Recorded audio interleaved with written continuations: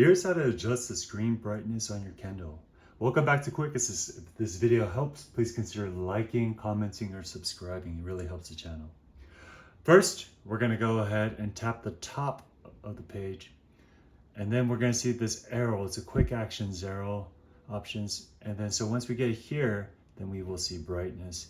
And now you can go ahead and adjust the brightness and make it brighter. By dragging the slider to the left, we make the screen dimmer. So as you can see, and if we keep going, yep, depending where you are in your room, if you're indoors or not, you may not need it. This e-ink actually allows natural light to bounce off it. So once again, we're going to go ahead and show you by tapping on the top. You'll see this arrow. We click that, and this will take you to the brightness menu. And you can just play around with this slider until you find the right brightness for you. And that's how to quickly adjust the brightness on your Kindle.